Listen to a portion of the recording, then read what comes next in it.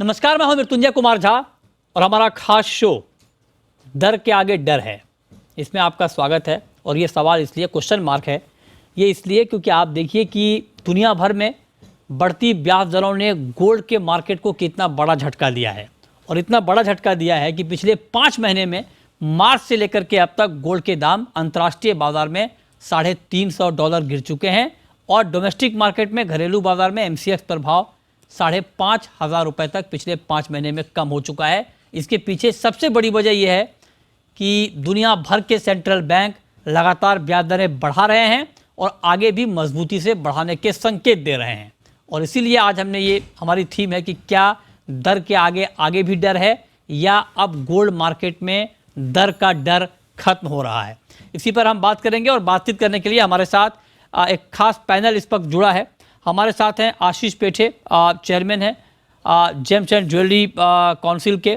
हमारे साथ हर्षल बारोट साहब हैं, senior consultant south Asia metal focus के। और साथ ही रेनिशा चेनानी हैं, हेड रिसर्च ऑगमाउंट गोल्ड की। आप तीनों का बहुत बहुत स्वागत है आज की इस खास चर्चा में। और रेनिशा जी, सबसे पहले आपको बहुत बहुत बधाई, कॉन्ग्रेचुलेशन आपको, क्योंकि अभी हमें जानकारी मिली है कि आपने अभी कुछ ही दिन पहले गोल्ड पर आपने PhD की है। और देखिए कमाल का संयोग है कि हम उस दिन बात कर रहे हैं जब आपने गोल्ड में PhD की है और गोल्ड का मार्केट इस वक्त सबसे ज़्यादा रिसर्च ढूंढ रहा है। मतलब आपने, चूंकि आपने रिसर्च के जरिए ये PhD की है और गोल्ड मार्केट को इस वक्त सबसे ज़्यादा रिसर्च की ज़रूरत है कि अब यहाँ से आगे गोल्ड की चाल होगी क्या। तो आपको बहुत बहुत बधाई। लेकिन अब हाँ, तो रेनिशा जी, चूंकि आपने बहुत बड़ा काम किया है, गोल्ड मार्केट पर इतना बड़ा रिसर्च किया है, तो पहले तो आपसे ही मेरा सवाल होगा कि इस थीम पे अगर मैं आपसे सवाल पूछूं कि क्या डर के आगे डर है, तो आप क्या कहेंगी? जी मृत्युंजय जी, सबसे पहले थैंक यू आपको शुभकामनाओं के लिए। अभी अगर गोल्ड मार्केट्स के बारे में बात करें तो मेनली 3 फैक्टर्स हैं जो प्राइसेस को लगातार डाउनसाइड दिखा रहे हैं।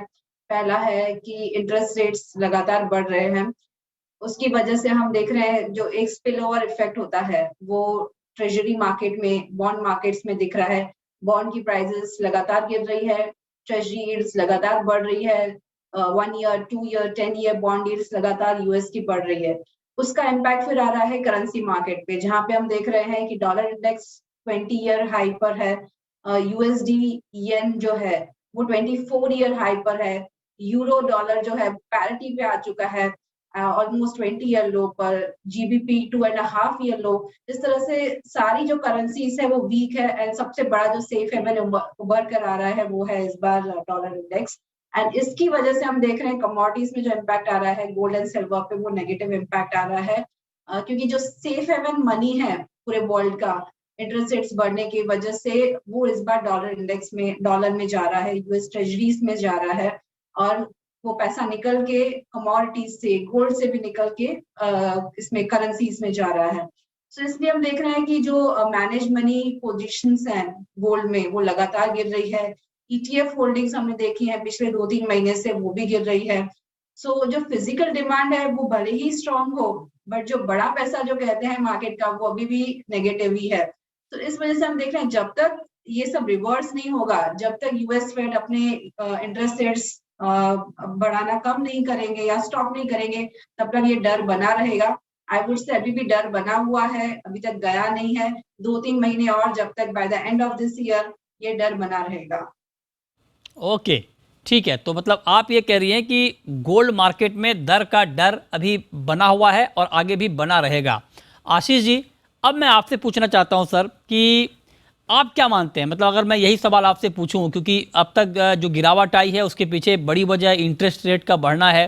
2.25% की बढ़ोतरी यूएस में हो चुकी है ब्याज दर में। दुनिया के बाकी सेंट्रल बैंक भी लगातार दरें बढ़ा ही रहे हैं। तो क्या आपको भी लगता है कि ये जो दर का डर है, दर का खौफ है, ये गोल्ड मार्केट को अभी बढ़ने नहीं देगा? गुड इवनिंग सबको, और एलिशा जी को congratulations from all of us. जैसे आप जानते हो कि रेट्स बढ़ रहे हैं और फेड का रेट जितना बढ़ता है सोने का दाम इनवर्सली प्रोपोर्शनेट होता है। तो ये डर तो सबके मन में है, लेकिन मेरा ये पर्सनली मानना है कि ऑलरेडी लोगों ने ये मन में ठान लिया है कि रेट ये बढ़ते बढ़ते लगभग 3.5% तक फेड का रेफरेंस रेट जाने वाला है, और major part of that price hike मेरे हिसाब से जो रेट हाइक है वो प्राइस में आ गया है। तो बहुत ज़्यादा डर मुझे नहीं लग रहा है। थोड़ा साइडवेज मार्केट चलेगा अगले 2-3 महीने तक, और एक बार शायद 1680 या मैक्सिमम 1650 तक डिप दिखा सकते हैं, और वहां से रिवर्स हो सकता है। ये तो इंटरनेशनल मार्केट की बात। लेकिन अगर इंडिया में जो हमारे जो दर्शक है उनके लिए रिलेवेंट है, इंडिया के मार्केट में क्या होगा, तो इंडिया में जो 2-3% का मैं कह रहा हूँ यूएस मार्केट में डिप आ सकता है। उतना प्रोनाउंस डिप इंडिया में नहीं आ सकता, क्योंकि डॉलर हमने भी देखा था कि 80 के ऊपर एक बार जाके आया है। तो अगर ये डिप आता है तो रुपये डॉलर एक्सचेंज उसको सपोर्ट करेगा, और मैक्सिमम मेरे हिसाब से 49,500 तक एक बार ये रेट जा सकता है, but it will again bounce back. That is my view. अच्छा, तो मतलब आप ये कह रहे हैं कि यहाँ से बहुत ज़्यादा गिरावट की गुंजाइश अब बची नहीं है, और अगर थोड़ा बहुत नीचे जाता भी है तो वहाँ से आप कह रहे हैं कि बाउंस बैक करेगा। हालांकि बाउंस बैक क्यों करेगा इस पर हम चर्चा के अगले दौर में बातचीत करेंगे। लेकिन बारोट साहब, अब आप बताइए कि चूँकि आप तो इंटरनेशनल मार्केट पर बहुत गहरी पकड़ रखते हैं, रिसर्च करते हैं, अंतर्राष्ट्रीय बाजार के हालात इस वक्त क्या हैं? अगर मैं बिल्कुल साफ राय आपकी जानना चाहूँ, क्योंकि अभी देखिए मार्केट में हुआ क्या, जब फेड चेयरमैन का स्पीच आया जैक्सन होल में, तो उसके बाद मार्केट का सेंटीमेंट बिगड़ा, क्योंकि वहाँ से बहुत ही एग्रेसिव अप्रोच निकल के आया ब्याज दरों को लेकर के। तो क्या मतलब मार्केट अभी क्या, गोल्ड का मार्केट अभी सोच क्या रहा है कि क्या अगर 50 बेसिस पॉइंट दरें बढ़ती रहेंगी तो कोई इम्पैक्ट नहीं होगा, या गोल्ड के मार्केट को ये लग रहा है कि 75 बेसिस पॉइंट या उससे ज़्यादा भी कुछ हो सकता है? इस खौफ में तो नहीं है market? I think Mrityunjay, last अगर कुछ महीनों से देखे तो जब भी फेड ने रेट्स बढ़ाई है उसके बाद market sentiment in fact press conference के बाद रिकवर हुआ है, क्योंकि कहीं ना कहीं मार्केट ये बिलीव नहीं कर रहा था कि इतना एग्रेसिवली फेड कंटिन्यू हाइक कर पाएगा, क्योंकि एक साइड पे रिसेशन की वरीज थी। तो कहीं ना कहीं अगर आप फेड फंड फ्यूचर्स की बात करें तो उसका कर्व जो दिखा रहा था कि शायद नेक्स्ट ईयर रेट कट करने पड़ जाएंगे। बट ये जैक्सन होल मीटिंग के बाद एक जो है एक फंडामेंटल शिफ्ट आया मार्केट में, वहां पे जो एकदम हॉकिश स्पीच दी पावल जी ने, उससे कहीं ना कहीं अब मार्केट में कन्विक्शन बढ़ रहा है कि शायद रेट कट जो मार्केट इतना एग्रेसिवली एक्सपेक्ट कर रहा था कि शायद नेक्स्ट ईयर होंगे, वो शायद अब नहीं होंगे। तो अभी भी I think large section of investors ये मानते हैं कि शायद नेक्स्ट ईयर रेट कट करने पड़ेंगे।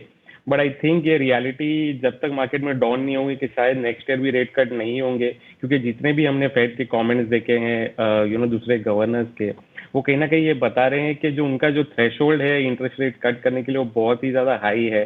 तो अनलेस इन्फ्लेशन बहुत ड्रास्टिकली गिर जाता है तब तक फेड रेट कट नहीं करेगा। तो आई थिंक इसके चलते गोल्ड में और भी ज़्यादा डाउनसाइड रिस्क हमें दिखता है। तो शॉर्ट टर्म लेवल्स में मैं बहुत ज़्यादा कमेंट नहीं करते हम, बट 1680 ऑफ कोर्स बहुत टाइम गोल्ड ने वहाँ पे सपोर्ट लिया है, तो डेफिनेटली एक वो एक लेवल है जो मार्केट वॉच करेगा। बट आई थिंक ओवरऑल 1600 भी अगर gold by the end of this year चले जाए तो वी वुडंट बी सरप्राइज्ड। तो I think the macro backdrop जो है फिलहाल वो गोल्ड के लिए बहुत ज़्यादा सपोर्टिव नहीं है। अच्छा, तो आप कह रहे हैं कि गोल्ड के लिए बहुत ज़्यादा सपोर्टिव नहीं है। मतलब अब देखिए, जो चर्चा का पहला राउंड है उसमें हमारे जो 3 एक्सपर्ट्स में से 2 एक्सपर्ट ये कह रहे हैं कि गोल्ड में अभी फेवरेबल हालात नहीं है, मतलब ये कि गोल्ड की कीमतें दबाव में रहेंगी। बड़ा इंटरेस्टिंग है। और अभी पेठे जी ने कहा कि यहाँ से बहुत ज़्यादा गिरावट नहीं है। 2 अलग अलग राय आ रही हैं। इसको मैं थोड़ा और डिटेल में जाता हूँ और चाहता हूँ कि आपके लिए और साफ़ सुथरी राय निकल कर आए। तो रेनिशा जी, अब मेरा अगला सवाल आपसे ये होगा, क्योंकि जो दर्शक हमें इस वक्त देख रहे हैं वो ये जानना चाहते हैं कि भाई गोल्ड में यहाँ से होगा क्या। सीधा जो पहला सवाल होता है लोगों का वो यही कि क्या गोल्ड यहाँ से सस्ता होगा या महंगा होगा। जब आप ये कह रही हैं कि गोल्ड में अभी चिंता बाकी है, तो चिंता बाकी से आपका मतलब क्या है? क्या चिंता बाकी का मतलब आपका ये है कि गोल्ड इसी रेंज में रहेगा, या चिंता बाकी है से आपका मतलब है कि गोल्ड यहाँ से और ज़्यादा नीचे आएगा?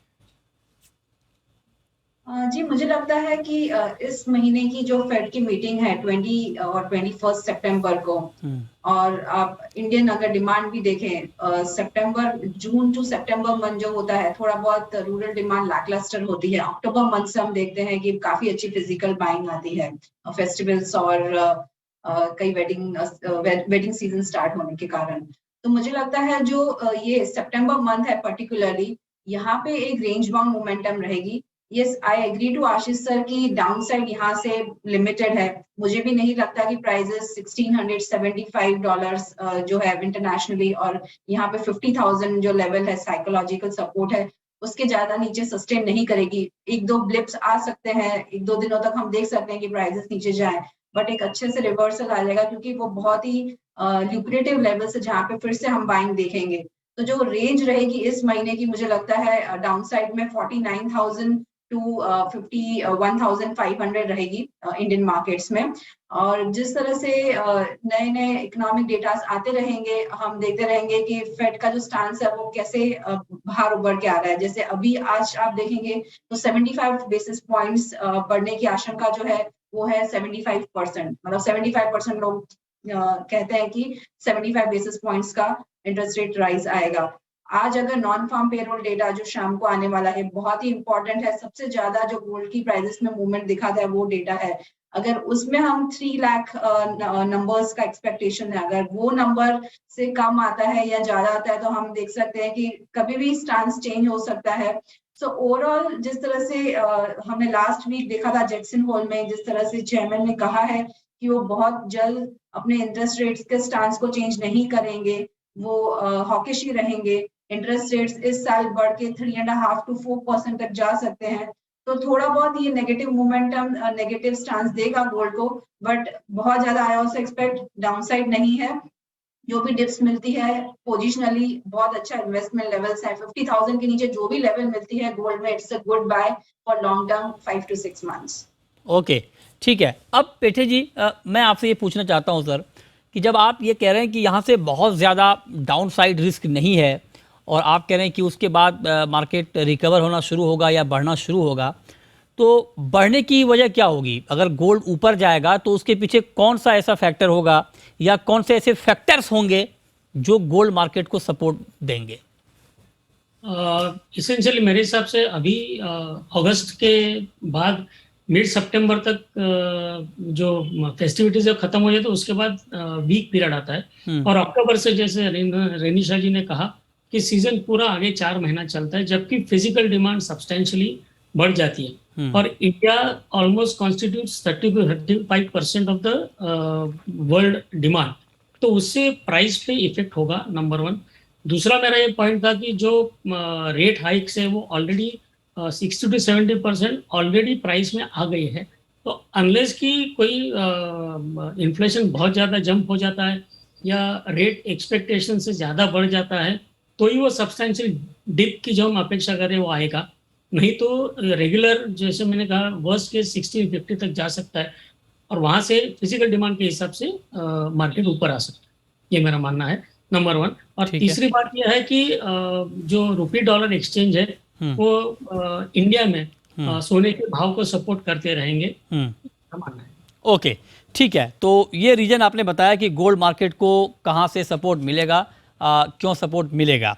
अब हर्षल, अब मैं आपसे ये पूछ रहा हूँ कि जब आपने ये कहा कि मतलब आपके हिसाब से जो अभी हम $1700 के आसपास का प्राइस देख रहे हैं, अगर मान लीजिए फेड ने जो कहा उसका इम्पैक्ट हमने देख लिया, फेड ने जो हॉकी स्टेटमेंट आया फेड की तरफ से उसका इम्पैक्ट हमने देखा प्राइस के ऊपर, डाउन साइड रिस्क कितना है? मतलब अगर मैं आपसे एग्जैक्टली डॉलर टर्म में पूछूं, तो अगर मान लीजिए 75 बेसिस पॉइंट ही फेड बढ़ाता है दर, तो डाउन साइड रिस्क कहाँ तक है? मृत्युंजय, जो जैसे कि नेक्स्ट मीटिंग है 75 basis points largely factored in है मार्केट में, तो आई think meeting to meeting reaction तो ऑफ कोर्स वेरी कर सकता है उस कंडीशन से, बट डाउनसाइड रिस्क जैसे कि मैंने कहा कि हमें जो लगता है फिलहाल के जो प्रोजेक्शंस है फेड के एंड ऑफ द ईयर 3.75% तक रेट जाने की एक्सपेक्टेशंस है। नेक्स्ट ईयर भी इनिशियली मार्केट एक्सपेक्ट कर रहा था कि शायद फर्स्ट क्वार्टर के बाद ही रेट कट शुरू हो जाएंगे। अब फिलहाल के जो प्रोजेक्शंस है वो नेक्स्ट ईयर प्रॉब्ली एंड में रेट कट फैक्टर इन कर रहे हैं। तो कहीं ना कहीं डाउनसाइड रिस्क तो एग्जिस्टिंग है, बट एक पॉइंट जो है जो शायद पोटेंशियली गोल्ड को ये सपोर्ट जरूर कर सकता है कि जैसे कि दूसरे सेंट्रल बैंक अगर ज्यादा एग्रेसिवली हाइक करने लग जाए, मेजरली जो यूरोपियन सेंट्रल बैंक है, तो अभी जैसे 75 बेसिस पॉइंट की एक्सपेक्टेशन यूरोपियन सेंट्रल बैंक से भी है कि शायद वो भी इतना रेट हाइक करेंगे। तो आई थिंक अगर European central bank aggressively rate hike करने लग जाते हैं तो ये जो इंटरेस्ट रेट डिफरेंशियल्स है जिसकी वजह से डॉलर इंडेक्स इतना रैली कर रहा है, तो शायद उसकी रैली में जो है एक रुकावट आ जाएगी, शायद यूरो क्योंकि रिकवर करेगा, तो आई थिंक उसके चलते गोल्ड को डेफिनेटली एक सपोर्ट मिल सकता है। और दूसरा हमने इस साल देखा है कि भले गोल्ड ओवरऑल एक डिक्लाइनिंग टेरिटरी में रहा है, बट गोल्ड है स्टिल आउट परफॉर्म्ड अगर आप देखें दूसरे asset classes such as equities. तो आई थिंक अगर इक्विटी मार्केट में सेंटिमेंट बहुत ज्यादा खराब रहता है ऑनगोइंग, तो आई थिंक पोटेंशियली जो एक इन्वेस्टर रोटेशन होता है टुवर्ड्स सेफ हेवन एसेट्स, वो हमें जरूर देखने मिल सकता है। तो ओवरऑल भले वो ट्रेंड गोल्ड का नीचे होगा, बट आई थिंक वो स्टिल इक्विटीज को आउट परफॉर्म करेगा, ये हमारा व्यू है।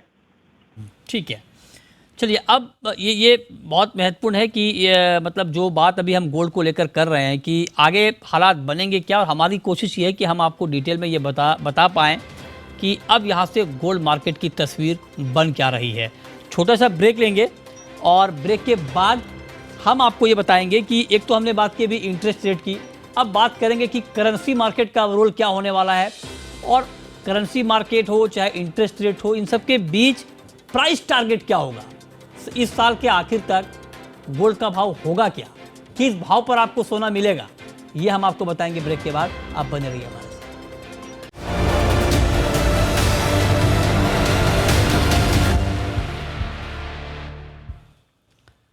ब्रेक के बाद भी हमारी खास चर्चा जारी है और हम आपको बता रहे हैं कि आने वाले वक्त में अब गोल्ड का प्राइस होगा क्या, क्या गोल्ड खरीदने का वक्त आ गया और गोल्ड का अगला टारगेट अब क्या होने वाला है। हमारे साथ तीनों खास मेहमान बने हुए हैं। रेनिशा जी, अब हम कार्यक्रम के आखिरी दौर में हैं और बिल्कुल अब जरा ये बताएं कि ठीक है फंडामेंटल की बात हमने कर ली, अब आप ये बताइए कि डॉलर रुपी, एक तरफ डॉलर स्ट्रांग है, 20 साल की ऊंचाई पर है, लेकिन रुपया अभी लगातार कमज़ोर हुआ है। हमने देखा है अभी भी ऑल टाइम लो के इर्द गिर्द ही रुपया घूम रहा है। रुपया कमज़ोर होना गोल्ड के लिए पॉजिटिव है, डॉलर का मजबूत होना गोल्ड के लिए निगेटिव है। तो इस निगेटिव पॉजिटिव के बीच फाइनल रिजल्ट क्या निकलेगा एमसीएक्स पर या फिर डोमेस्टिक मार्केट में गोल्ड का?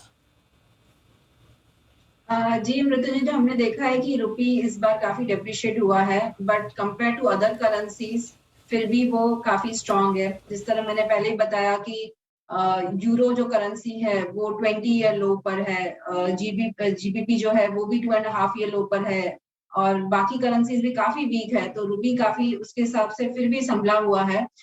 इस वजह से हम देख रहे हैं कि जो गोल्ड की प्राइसेस इंडियन मार्केट में है अभी 50,000 के आसपास है। अगर रुपी आज अगर 75 के आसपास होता जो पिछले साल था, तो हम देखते हैं कि आज गोल्ड की प्राइसेस 45,000 के भी नीचे होती।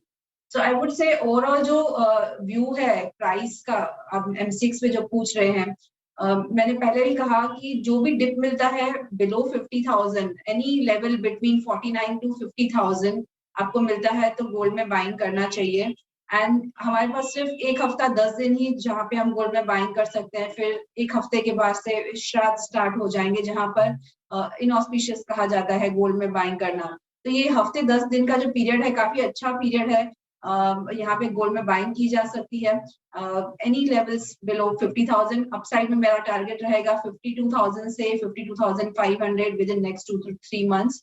और इंटरनेशनली भी मुझे लगता है कि डाउन साइड मैंने कहा जिस तरह से 1675 के नीचे प्राइजेस मुझे नहीं लगता सस्टेन करेंगी, ब्लिप्स आ सकते हैं बट सस्टेन नहीं होगा, तो वो लेवल्स पे बाइंग की जा सकती है। अपसाइड में 1750 1800 तक के टारगेट्स हैं। ठीक है, ओके।